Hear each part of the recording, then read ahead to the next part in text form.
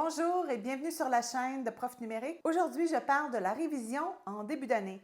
C'est aussi important que celle qui est faite à la fin de l'année. Je t'explique des raisons pourquoi il faut le faire ainsi que comment le faire avec 3 idées, dont une gratuité pour le TNI. Le but de la capsule aujourd'hui, c'est vraiment de t'aider à t'organiser en début d'année. Peut-être que tu es nouvelle au premier cycle cette année et que tu as été parachutée dans ce rôle. Peut-être que tu es de retour d'un congé de maternité. Peut-être que tu arrives dans une école où il y a un nouveau fonctionnement et maintenant tu as perdu tous tes repères et tu as besoin d'un petit coup de pouce pour t'élancer.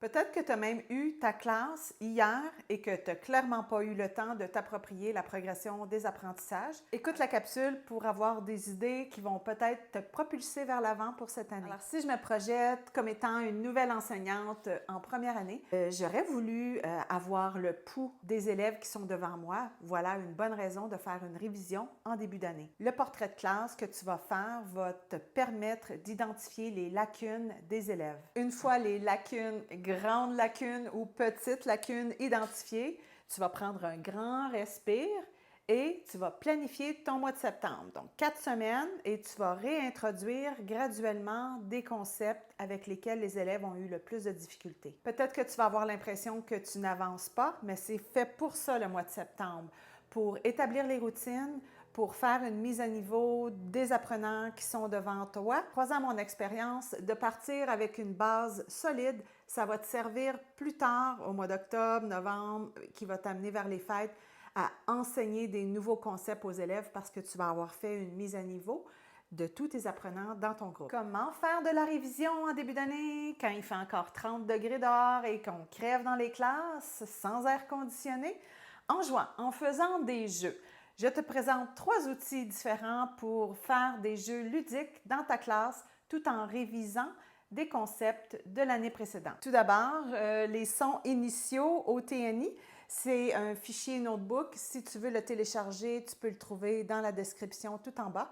Les sons initiaux au TNI fonctionnent ainsi. Après avoir téléchargé le fichier notebook qui se trouve dans la description tout à fait gratuitement, avec les élèves en classe, on va prendre un dé à jouer. On va lancer un dé à jouer et à partir du numéro obtenu, on va identifier au TNI la lettre. Donc, si j'obtiens le chiffre 4, je regarde le 4, c'est la lettre E. Les élèves doivent repérer parmi les images laquelle débute son initial avec la lettre E. Alors, parmi les choix, j'ai rose, graphique, trophée, microphone, éléphant et pouce. À partir du moment où les élèves ont identifié l'éléphant, on peut aller ajouter une cache verte sur le mot et passer à l'exercice suivant. La deuxième façon de faire de la révision en début d'année avec les élèves de façon ludique est d'utiliser les boom cards. Ces jeux autocorrectifs te permettent d'écrire dans les jeux, d'identifier les bonnes et les mauvaises réponses. On peut jouer au TNI. On pourrait également acheminer les boom cards sur les appareils mobiles des élèves, autant les Chromebooks que sur les tablettes, que sur les ordinateurs réguliers. Chez Prof Numérique, nous avons des boom cards en grande quantité, autant pour la littérature jeunesse avec nos contes sur le petit chaperon rouge, les 3 petits cochons. Je vais vous laisser le lien en description si vous voulez voir de plus près les boom cards chez Prof Numérique. La troisième façon est d'utiliser des jeux sur le web qui sont interactifs pour les élèves. Il y a notamment logiciels éducatifs où vous pouvez sur la gauche trouver les différentes catégories comme la lecture,